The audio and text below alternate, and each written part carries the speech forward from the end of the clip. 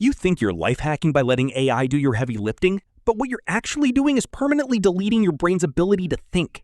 Seriously, when was the last time you solved a multi-step problem without a machine holding your hand? Not a calculator, not a search engine, an AI that just did the thinking for you. When did that become normal? Every single time you prompt an AI to outline an email, structure an argument, or write code for you, your prefrontal cortex physically degrades. It's like buying a gym membership, watching someone else lift the weights, and wondering why your arms are still noodles. You're offloading the exact neurological friction your brain needs to not turn into mush. And the data is starting to look very, very bad for anyone who has been using AI to think for the last 3 years. In the next 30 minutes, we're going to walk through exactly what your prefrontal cortex actually does, and why it matters more than any other part of your brain. We're going to look at why difficulty is not a bug, it's the point. We're going to follow the AI dependency loop inside your brain step by step. Then we're going to hit the studies, what brain scans of AI-heavy knowledge workers are actually showing right now. And finally, the protocol to rebuild what you've lost. Because here's the thing nobody in the tech industry wants you to know. You are looking at a $1 trillion ecosystem of tools specifically engineered to remove cognitive friction from your life. And honestly, that friction is the only thing keeping you human. The atrophy has already started. Your brain is pruning circuits right now, in real time, while you watch this. The only question is whether you're going to let it finish the job, or take the wheel back. Let's go. To understand what you're destroying, you need to understand what the prefrontal cortex actually does. It sits right behind your forehead, about the size of your palm, and according to foundational research by Miller and Cohen in 2001, it is the biological seat of your executive function. Working memory, impulse control, abstract reasoning, long-term planning, the ability to hold two conflicting ideas in your head at the same time and choose the right one. That's all your prefrontal cortex. It is, quite literally, the part of your brain that makes you human and separates you from every other animal on this planet that just reacts to stimuli. Your dog doesn't have a prefrontal cortex. Your dog sees a squirrel and runs. You see a distraction and, theoretically, you can choose to ignore it. Theoretically. When you face a genuinely hard problem, your dorsolateral prefrontal cortex kicks into overdrive. It holds multiple pieces of conflicting information simultaneously, filters out irrelevant noise, and constructs a solution from scratch. This process is metabolically expensive. Your brain burns through glucose. It's uncomfortable. It's frustrating. That discomfort, that's not a bug. That is the process. That is the exact biological mechanism that builds cognitive capacity. Here's the part that should terrify you. The prefrontal cortex is the last part of the human brain to fully develop. You're not done building it until you're 25 years old. And research shows it is also the first region to show atrophy when you stop using it. You spent 25 years building the most sophisticated decision-making hardware on the planet, and you're now systematically outsourcing every task it was designed to perform. Every time you ask AI to think for you, your brain interprets the lack of metabolic demand as a signal that the prefrontal cortex is overbuilt for your environment, and it begins to tear down the scaffolding. Evolution is ruthless and deeply uncreative. Use it or lose it isn't a motivational poster. It's your brain's actual operating principle. You aren't just losing a skill, you are losing the biological capacity to focus, to delay gratification, and to construct your own identity. And the worst part? It happens silently. You don't feel it going. You just wake up one day and realize you can't finish a thought without reaching for your phone. Chapter 3. The Friction Advantage. Here's something Silicon Valley doesn't want you to know. It's called desirable difficulty, and it's the most important idea in learning science. In 1994, psychologist Robert Bjork at UCLA ran a series of experiments. One group learned material the easy way, clear explanations, smooth experience. The other group learned the hard way, confusion, no hints, forced recall from memory. Which group scored higher on the final test? The hard group. By a lot. Bjork called the obstacles desirable difficulties. The friction wasn't a bug, it was the feature. When your brain has to struggle, retrieve, reconstruct, it builds stronger neural pathways. The struggle is the learning. Think about going to the gym. If someone carries the weights for you, you don't get stronger. You just get carried. That's what AI is doing to your prefrontal cortex. It's carrying the weights, and you're standing there wondering why your arms keep getting weaker. In 2011, psychologist Betsy Sparrow at Columbia published the Google effect. Core finding: when people know they can look something up, their brains don't bother encoding it. Not laziness, efficiency. Why store what you can retrieve on demand? The brain decided, don't remember this. There's a machine for that. That was 2011, before AI could reason for you, decide for you, write for you. If the Google effect was a cognitive tax in 2011, what is GPT-4 in 2026?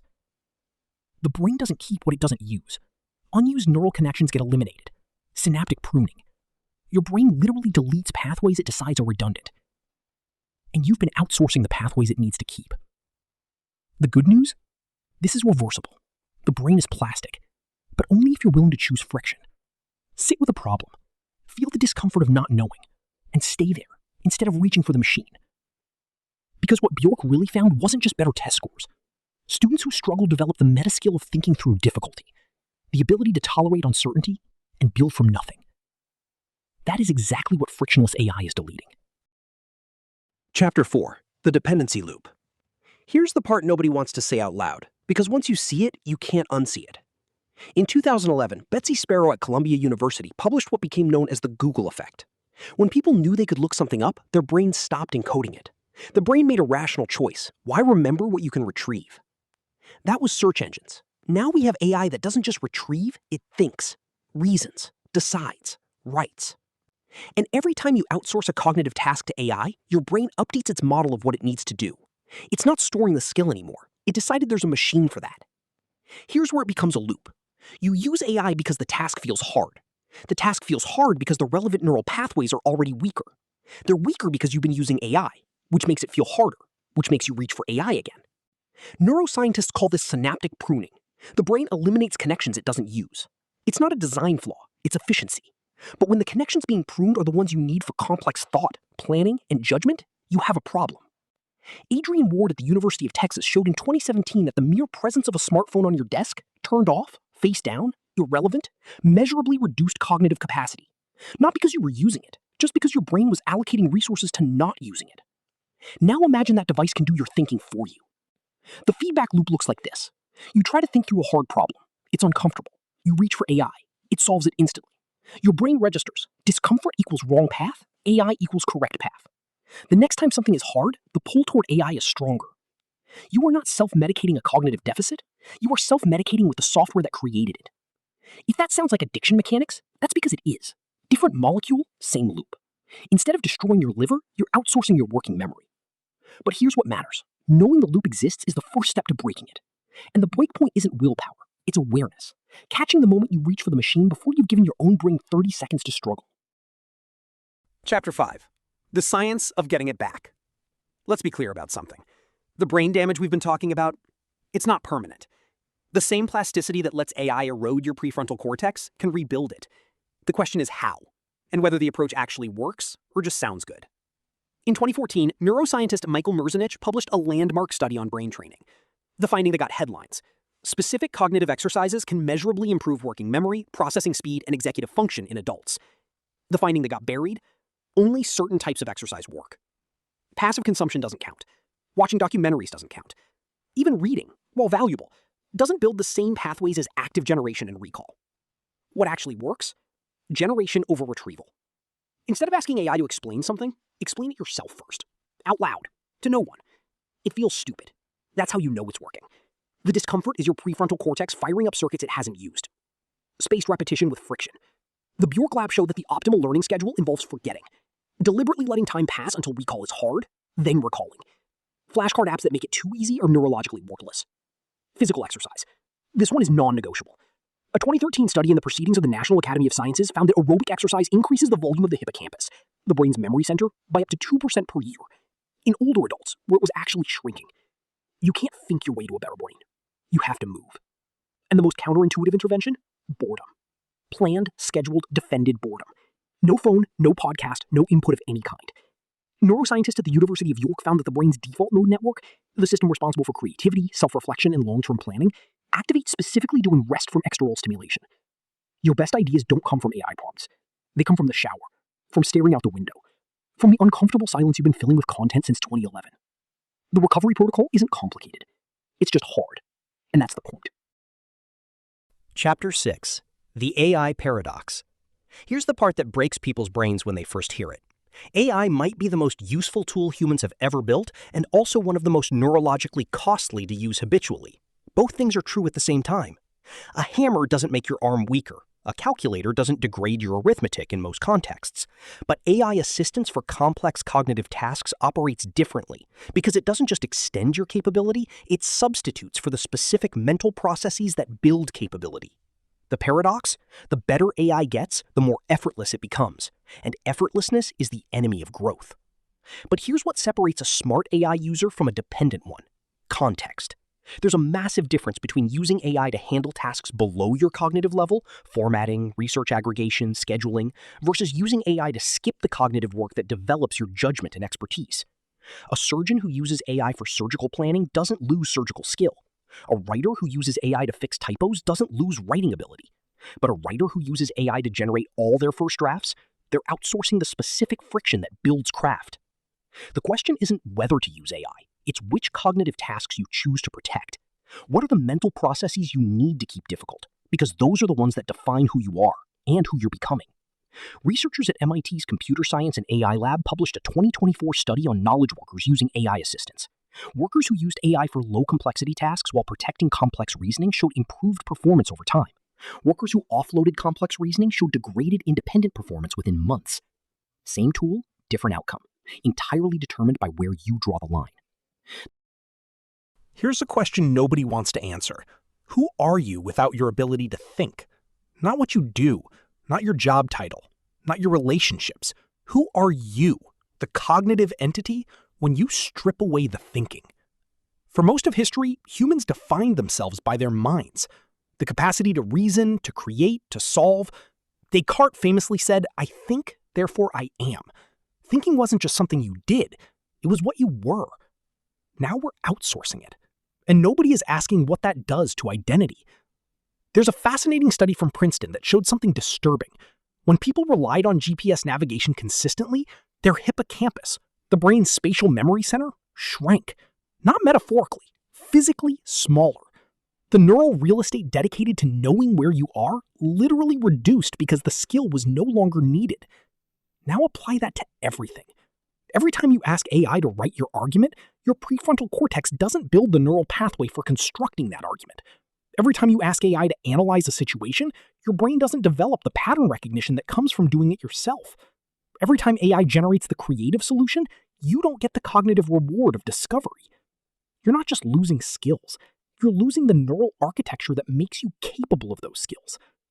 And here's the identity crisis hiding inside that fact. The person you think you are, intelligent, creative, capable of complex thought, that person is built on neural infrastructure that requires use to survive. People who stop exercising don't just lose fitness, they lose the physical identity of being someone who is fit. The same thing is happening cognitively. The question isn't whether AI is useful. It clearly is. The question is, what version of yourself are you building while using it?